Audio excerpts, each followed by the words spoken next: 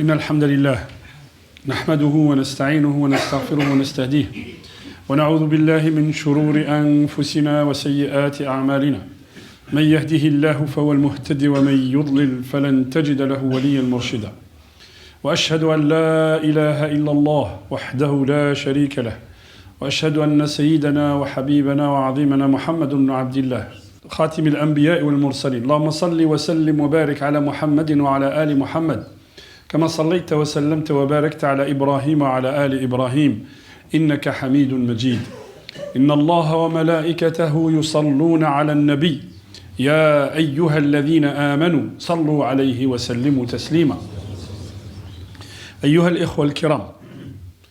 Le prophète sallallahu alayhi wa sallam, quand il a fait son immigration à Médine, il va s'installer à Médine, il va faire ce qu'on appelle le pacte de Médine.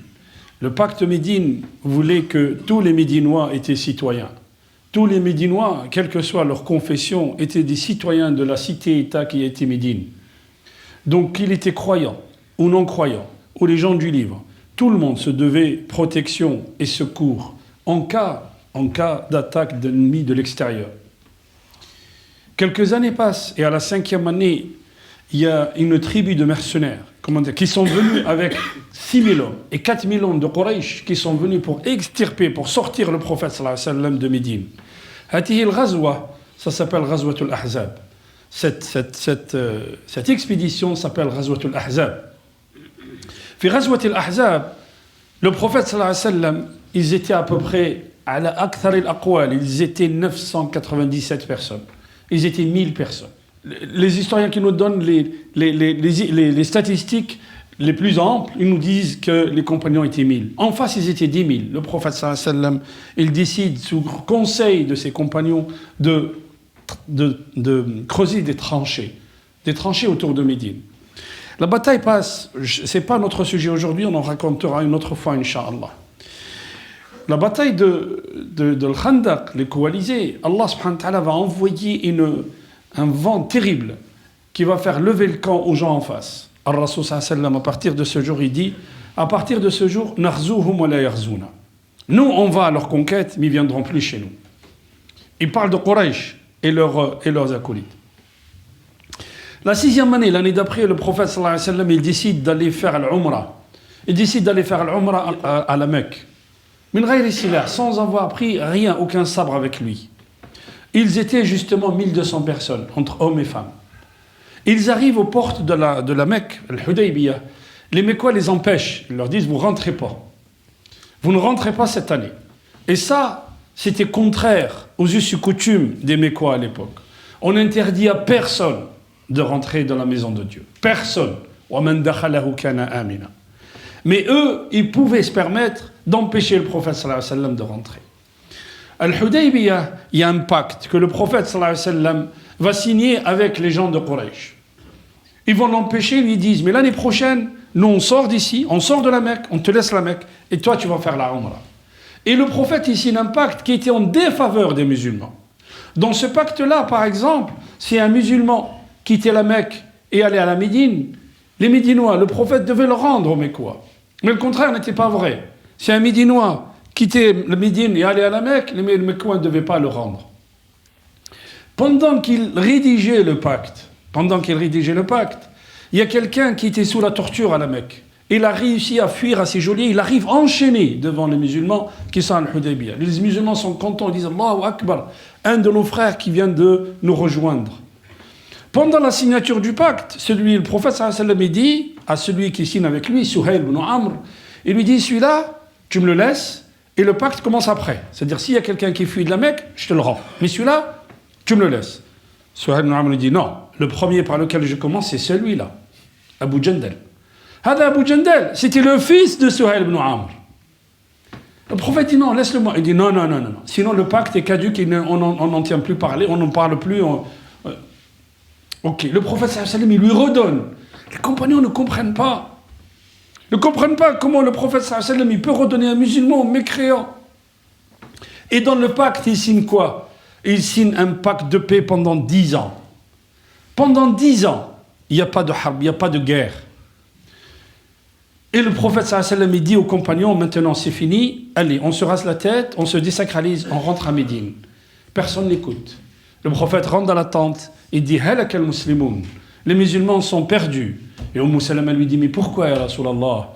Il lui dit, je leur dis de faire quelque chose, ils ne le font pas. Salama, qui était une de ses épouses, elle lui dit, ya Rasulallah, commence-toi par le faire. Fais-le toi et tu verras. Et le prophète sallallahu alayhi wa sallam, il sort de sa tente, il appelle le coiffeur, il dit, coupe-moi les cheveux, rase-moi les cheveux. Le prophète, il se rase les cheveux, les compagnons, ils se battaient pour se raser les cheveux. Et ils reviennent, ils lèvent le camp, ils reviennent à Médine. Bon, il y a beaucoup de choses qui sont passées dans le pacte al-Hudaybiyah, mais j'abrège. Sur le chemin du retour, Omar al-Khattab, il va voir le prophète. Il dit, ya Rasulallah, anaqbalu ad-daniyata fi dinina. Comment peut-on accepter ça? On accepte qu'ils aient le dessus sur nous. Awalasna ala haqq, ya Rasulallah. Sommes-nous sur la vérité ou pas? Et le prophète, sallallahu alayhi wa sallam, il ne lui répondait pas. Il était sur sa monture, mais il ne répondait pas. Et Omar al-Khattab, il pensait qu'il a aggravé sa voix. Il fait marche arrière, il retourne à la fin de l'expédition. Au bout d'un moment, le prophète il dit, appelez Omar, faites-le venir. Il vient, Omar, il lui dit, Ya Rasulallah, ma'adiratan. Je m'excuse, Ya Rasulallah, j'ai peut-être élevé la voix sur toi. قالوا tout à l'heure, Ya Omar, bala Ya Omar. Il dit tout à l'heure, quand je ne te répondais pas, كان الوحي ينزل. كان الوحي ينزل. Je recevais la révélation. Quelle révélation? Inna fatahna laka fathan mubina. C'est ce qu'on dit toujours. Nous t'avons donné une victoire éclatante. C'est ce qu'on dit toujours. Là où nous, on voit que c'est une mauvaise chose, Allah subhanahu wa ta'ala, il en fait une bonne chose. Inna fatahna laka fathan mubina. Pourquoi le prophète sallallahu alayhi wa sallam, il négocie un pacte de paix de 10 ans? Parce que pendant la paix, les gens, ils ouvrent leur esprit, ils ouvrent leur cerveau. Pendant la paix, les gens, ils écoutent. Quand on essaye de monter les communautés les unes contre les autres, quand on essaye de nous mettre dans un état de guerre, comme ça les gens ne réfléchissent pas. Les gens ne peuvent pas t'écouter. Ils n'écoutent pas tes arguments. Mais quand on est en temps de paix, et d'ailleurs, ce pacte-là, il ne va pas durer 10 ans, il va durer 2 ans. Et pendant ce temps de paix, les musulmans vont se multiplier, le nombre de musulmans va être multiplié par 200, par 200 en 2 ans. Qu'est-ce qui va se passer? Il se passe qu'il y a une tribu qui était dans le pacte des musulmans, qui se fait attaquer par une tribu qui était dans le pacte des Qurayshites. Agharu alayhim bilayl. Ils sont venus, ils les ont attaqués de nuit, et puis ils ont tué une vingtaine de personnes. Le prophète sallallahu alayhi wa sallam, il écrit à Quraysh. Il leur dit, il y a 20 personnes qui sont mortes de cette tribu. Soit vous nous donnez les assassins, qu'on les juge, soit vous payez la dette de sang, soit le pacte est caduc. Le pacte qu'on a signé il y a 2 ans, il est caduc, on n'en parle plus, et maintenant c'est la guerre entre nous. Souhail et les autres, ils lui disent, eh ben c'est la guerre, on ne donne rien du tout, ni les assassins, ni on paye la dette de sang. Le prophète sallallahu alayhi wa sallam, il prépare une expédition où il y avait 10 000 personnes, et il dit rien, discrètement, et il marche sur la Mecque. À la 8e année, il y a ce qu'on appelle la conquête de la Mecque. Allahu Akbar. Le prophète sallallahu alayhi wa sallam, il va reprendre la Mecque 8 ans après l'avoir quitté en fugitif. Il arrive, le prophète sallallahu alayhi wa sallam, à Mecque. Ali ibn Abi Talib, il lui dit, Ya Rasulallah, nakharu alayhim. On ne les prend pas surprise. Il dit, ala rislika ya Ali. Rasul sallam, il lui dit, doucement ya Ali. La in yahdiyanna Allahu bika rajulan wahidan, khayrun laka mimma tala'at alayhi ash-shams. Si Allah, par sa grâce, il te facilite qu'un homme rentre en islam, tu es mieux que celui qui possède la dunya, tout ce que tu vois là sur terre, tu es mieux que cet homme-là. Vas-y doucement. Ils arrivent à la Mecque. Et le Rasul sallallahu alayhi wa sallam, il donne l'aman, il donne la sécurité à toute personne. Le prophète sallallahu alayhi wa sallam, il leur dit, celui qui rentre à la mosquée al-Masjid al-Haram, fahuwa amin. Celui qui ferme la porte, fahuwa amin, il est en sécurité. Celui qui rentre dans la maison d'Abu Sufyan, fahuwa amin, il est en sécurité. Et laissez les gens, ne les touchez pas. Et si vous trouvez Akrima ibn Abi Jahl, ne lui parlez pas de son père. C'est ce que dit le prophète sallallahu alayhi wa sallam. Et le prophète, il donne l'étendard à quelqu'un qui dit Al-yawma yawm al-malhama. Aujourd'hui c'est un grand jour, un jour de guerre. Le prophète sallallahu alayhi wa sallam lui envoie quelqu'un, il dit donne l'étendard. Le prophète il te dit Al-yawma yawm al-marhama. Aujourd'hui c'est la journée de miséricorde. Et le prophète sallallahu alayhi wa sallam, il arrive à la Kaaba. Il arrive à la Kaaba, il envoie quelqu'un pour chercher la clé de la Kaaba. La clé de la Kaaba était chez Uthman ibn Mad'oun. Uthman ibn Mad'oun, il dit j'avais les clés de la Kaaba fil jahiliya. Et j'ouvrais la Kaaba le lundi et le jeudi. Et Abu Sufyan, Abu Lahab, Abu Jahl, ils pouvaient rentrer dans la Kaaba. Et quand Mohammed il venait, il dit non, toi tu sors, tu rentres pas. Mohammed était faqir, Mohammed était orphelin. Et ensuite, il vient avec le risala, il leur dit je suis le prophète de cette umma. Ils ne le croyaient pas. فكان رسول الله صلى الله عليه وسلم يقول لعثمان وهذا عثمان c'est lui qui raconte le hadith كان يقول لعثمان يا عثمان لعل الله ينزعه من يدك ويجعله في يدي un jour Allah subhanahu wa ta'ala va t'enlever la clé et elle sera chez moi tu verras قال عثمان il dit فكنت أنتظر ذلك اليوم j'attendais ce jour où le prophète sallallahu alayhi wa sallam récupérera la clé subhanallah. Regardez, Uthman, il était pas croyant à l'époque, mais le prophète, il savait qu'il disait la vérité. Les gens qui vous disent que l'islam ceci, l'islam cela, au fond d'eux-mêmes, وَجَحَدُوا بِهَا وَاسْتَيْقَنَتْهَا أَنفُسُهُمْ. Au fond d'eux-mêmes, ils savent que c'est la vérité. Ce gars-là était mécréant, mais il savait qu'un jour le prophète sallallahu alayhi wa sallam allait prendre la clé. Le jour de la conquête de la Mecque, le prophète sallallahu alayhi wa sallam, il y a riwayatayn.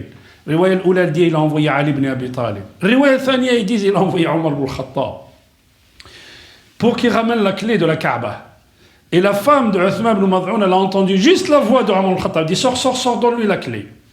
Parce que Omar c'était quelqu'un dont on avait peur. Et Riwaya thaniya elle dit Ali ibn Abi Talib lui a forcé la main, lui a dit donne la clé. Il donne la clé au prophète sallallahu alayhi wa sallam. Il donne la clé au prophète sallallahu alayhi wa sallam et le prophète il rentre dans la Kaaba. Il rentre dans la Kaaba, il détruit 360 idoles qu'ils adoraient à la place d'Allah subhanahu wa ta'ala. En disant وَقُلْ جَاءَ الْحَقُّ وَزَهَقَ الْبَاطِلِ إِنَّ الْبَاطِلَ كَانَ زَهُوقًا. Certes, la vérité est venue. Et un jour ou l'autre, al-batil, le mensonge partira un jour ou l'autre. Il ne peut pas durer, c'est pas possible.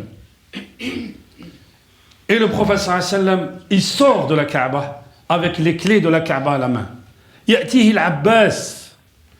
العباس بن عبد المطلب qui est son oncle. Il dit à Rasulallah, lana sidana. C'est nous qui entretenons le Kaaba, c'est nous qui entretenons le Masjid al-Haram. Donc donne-nous la clé. Rasul sallallahu alayhi wa sallam قال قد نزل علي الآن في الكعبة à l'intérieur de la Kaaba. Il y a un verset qui est descendu sur moi. إن الله يأمركم أن تؤدوا الأمانات إلى أهلها. وَإِذَا حَكَمْتُمْ بَيْنَ النَّاسِ أَن تَحْكُمُوا بِالْعَدْلِ. Dieu vous exhorte de rendre les dépôts à leur ayant droit. Et quand vous jugez d'entre les gens, jugez avec équité. قال أين عثمان؟ فجاءه عثمان. قال يا عثمان ألم أقل لك t'as-je pas dit qu'un jour j'aurai la clé en main؟ قال نعم يا رسول الله. قال إن الله يأمرني أن أؤدي إليك الأمانة. Allah subhanahu wa ta'ala m'ordonne que je te donne cette clé-là, la clé de la Kaaba. فَهِيَ لَكْ وَفِي ذُرِّيَّتِكَ إِلَى يَوْمِ الْقِيَامَةِ.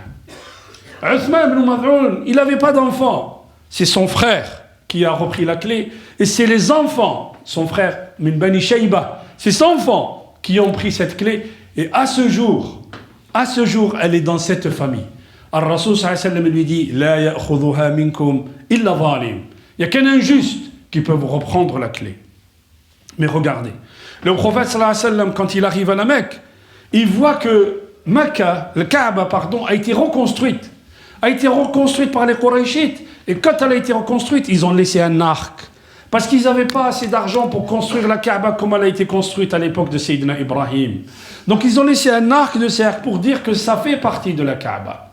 Et le prophète sallallahu alayhi wa sallam n'a pas voulu démolir la Kaaba et la reconstruire sur la base de Sayyidina Ibrahim. D'après vous, pourquoi? قال العلماء.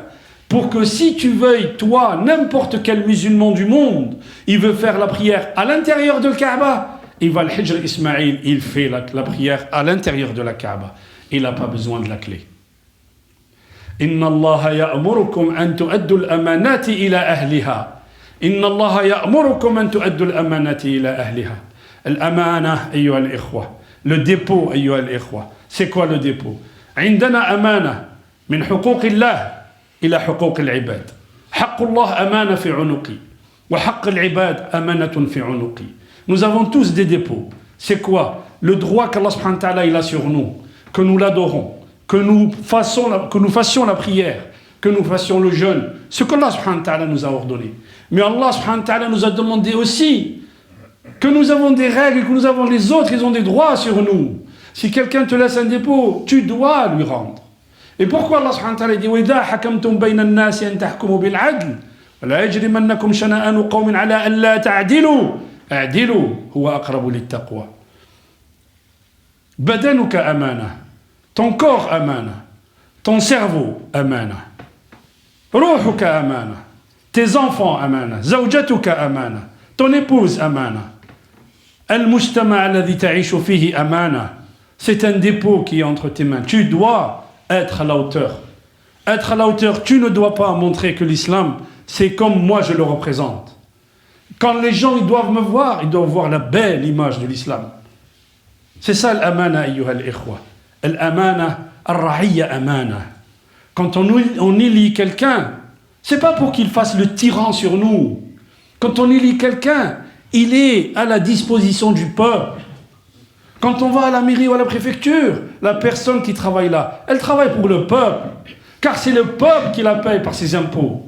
Quand quelqu'un prend le pouvoir, c'est pas pour anéantir les gens, et pour qu'il confonde le trésor du public avec sa poche à lui. Non. Amana. وستحاسب عليها يوم القيامة. جاء أبو ذر إلى رسول الله صلى الله عليه وسلم قال يا رسول الله donne-moi un poste. قال يا أبا ذر إنها لأمانة وإنها لخزي وندامة يوم القيامة. Ceci c'est un dépôt. Si je te donne une responsabilité, c'est un dépôt qui est en toi, que Allah subhanahu wa ta'ala t'a donné. Et le jour du jugement, tu seras les personnes qui ont eu ce dépôt, ils auront beaucoup de regrets. Quand on prend le pouvoir, c'est pas pour anéantir les gens. Quand on prend le pouvoir, mais si un savant, il n'ose pas dire la vérité à celui qui est gouverneur, فقد خان الأمانة. فقد خان الأمانة. يقول أحد العلماء أيها الإخوة، يقول من أفتى الناس بحرمة الربا في مجتمع قد تفشى فيه الزنا فقد خان. من أفتى الناس, écoutez bien, celui qui parle de riba dans une société où la fornication s'est répandue, il a commis une trahison. Pourquoi? Il a commis une trahison. On regarde le contexte dans lequel nous vivons, ayyuha al-ikhwa. Quand tu dis le zalim, c'est bien ce que tu fais. Un jour ou l'autre, le bâton se retournera contre toi. Quand tu dis à ton fils que c'est bien ce que tu fais, car il a été injuste avec des camarades à lui à l'école, un jour ou l'autre, ça se retournera contre nous. Et regardez ce qui nous arrive. Regardez ce qui nous arrive. Quand des savants nous ont dit, il ne faut pas payer des impôts. Ar-Rasul sallallahu alayhi wa sallam, il ne l'a pas fait. Naam. La même chose que disait fi suqut ad-dawla al-Uthmaniyya. À la fin de l'Empire ottoman, il y a des savants qui sont allés voir le sultan lui disant, mais qu'est-ce que tu fais avec les canons? Qu'est-ce que tu fais avec le baroud? Qu'est-ce que c'est que ça? Si c'était une bonne chose, Allah il l'aurait facilité au prophète. On revient au sabre. Vous imaginez l'interprétation des textes qu'il faisait? Et qui c'est qui a fait que le sultan il juge que les canons étaient utiles à son armée? Qui c'est qui a fait? C'est les responsables de l'armée, les généraux d'armée qui sont venus voir le sultan. Ils ont dit que le fait de mettre un bourge, une tour, pour regarder le ciel, pour scruter le hilal de Ramadan, ça c'est min al-tanjim, il faut le détruire. Vous imaginez? Ça c'était le début de la fin de l'Empire ottoman. C'était le début de la fin de l'Empire ottoman. Et aujourd'hui, nous avons des gens qui nous disent, si tu vois le gouverneur forniquer à la télé pendant 30 minutes, tu n'as rien à dire. Tu n'as rien à dire. Il passe à la télé, ce gars-là. Et il prend un poste de responsabilité dans l'université de Médine. C'est à croire qu'est-ce qu'on étudie à l'université de Médine. Quand des gens comme ça, ils donnent des cours à des étudiants. Et où sommes-nous aujourd'hui, ayyuha al-ikhwa? Où sommes-nous? Inna Allah subhanahu wa ta'ala dit dans le Coran, Kalla innal insana la yatgha an ra'ahu istaghna. L'être humain, il devient tyran. Quand il pense qu'il s'est satisfait, qu'il est riche et qui n'a besoin de personne. Mais الذي لا يخاف الله يخاف العبد. Allah subhanahu wa ta'ala yusallitu alayh, le tyran, Allah subhanahu wa ta'ala il va lui dévouer quelqu'un qui va le châtier, qui va lui montrer le bon chemin. Et regardez ce qui se passe à Yohan Ikhwa. On tue un homme dans un pays étranger, dans un consulat, et on le déchiquette. On les déchiquette, Yohan Ikhwa. C'est quoi ça? Ces gens-là, vous faites des fatwas pour eux. Ces gens-là, vous savez ce que c'est ça, Yohan Ikhwa? Il a mis tant et tant et tant de savants en prison. Tant et tant de savants qui sont morts sous la torture. Personne n'en a parlé. Mais il a fallu qu'il commette une erreur. Et l'erreur immense, comme sa tête, Allah subhanahu wa ta'ala lui ramène quelqu'un qui va le jeter du pouvoir. Et il va être aux oubliettes de l'histoire. Parce que quelqu'un, un tyran comme ça, de toute façon, il aura marqué son époque par quoi? Par la terreur. Au Lyon, ayyuhal ikhwa, nous pensons à qui? À nos frères qui sont justement en Arabie Saoudite. Parce que le peuple, il est pris en otage.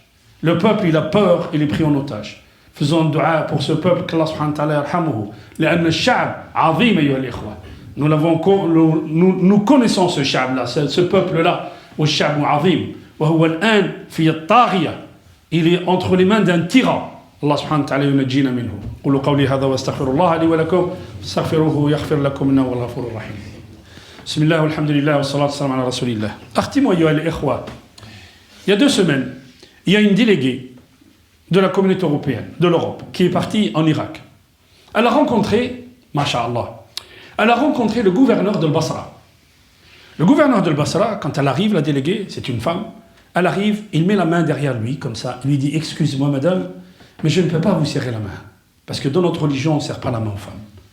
Parce qu'elle, elle a donné la main, et lui, il a caché sa main, il l'a mis derrière lui. Moi, je respecte, et je respecte ta croyance, et je respecte ta religion, et si tu ne serres pas la main aux femmes, il n'y a aucun problème. Mais je sais aussi que votre religion interdit le vol. Je sais aussi que votre religion interdit qu'on monte les gens les uns contre les autres. Je sais que votre religion vous responsabilise quand vous êtes responsable. Je sais que votre religion interdit de tuer les autres. Je sais que votre religion, elle interdit tout ça. Je sais que la religion interdit au gouverneur de prendre l'argent de l'État. Je sais tout ça. Quand on a réussi à tel point à se soustraire à l'image de l'islam, à montrer que l'image de l'islam, elle est dans quoi? Elle est dans ce que je montre aux gens. Et derrière, lui, il pense que l'argent du peuple, c'est son argent. Donc il ne dit pas astaghfirullah. Il pense que le péché, il est dans avoir serré la main à la femme. Ok, c'est bien. Mais tu aurais dû commencer par penser aux orphelins à qui tu as pris leur argent. Tu as dû commencer par ne pas dresser les gens les uns contre les autres. Vous imaginez ce qui se passe aujourd'hui en Irak? Des gens qui meurent de faim et des gens qui détournent des milliards. Mais je parle de l'Irak, je peux parler de n'importe quel autre pays musulman. نسأل الله الثبات ونسأل الله سبحانه وتعالى أن يهدينا ويجعلنا من المهتدين. أيها الإخوة, جاء أخ, et on l'a dit plusieurs fois, il dit qu'un membre de sa famille est dans le coma. ندعو له الله سبحانه وتعالى بالشفاء. آمين. لكن الله سبحانه وتعالى يقول إذا يا أيها الذين آمنوا إذا ناجيتم الرسول فقدموا بين يدي نجواكم صدقة وداووا مرضاكم بالصدقة. فإن صدق الله سبحانه وتعالى يبغيه إن شاء الله. اللهم اشفيه وعافه واعف عنه واغفر له وارحمه يا رب العالمين. اللهم اهدنا فيمن هديت وعافنا فيمن عافيت وتولنا فيمن توليت وبارك لنا فيما أعطيت وقنا شر ما قضيت إنك تقضي ولا يقضى عليك إنه لا يذل من وليت ولا يعز من عديت تباركت ربنا وتعاليت يا ذا الجلال والإكرام. اللهم اقسم لنا من خشيتك ما تحول به بيننا وبين معصيتك ومن الطاعات ما تبلغنا به جنتك ومن اليقين ما تهون به علينا مصائب الدنيا ومتعنا اللهم بأسماعنا وأبصارنا وأبداننا أبدا ما أحييتنا واجعله الوارث منا واجعل ثأرنا على من ظلمنا وانصرنا على من عادانا ولا تجعل الدنيا أكبر همنا ولا مبلغ علمنا واجعل الحياة زيادة لنا في كل خير واجعل الموت راحة لنا من كل شر. اللهم انصر الإسلام والمسلمين في كل بقاع الأرض. اللهم انصر الإسلام والمسلمين. اللهم ارفع الضر عن إخواننا في العراق وفي الشام وفي ليبيا وفي اليمن وفي كل مكان يا رب العالمين. عباد الله, إن الله يأمر بالعدل والإحسان وإيتاء ذي القربى وينهى عن الفحشاء والمنكر والبغي يعظكم لعلكم تذكرون ولذكر الله أكبر والله يعلم ما تصنعون وقوموا إلى صلاتكم بارك الله.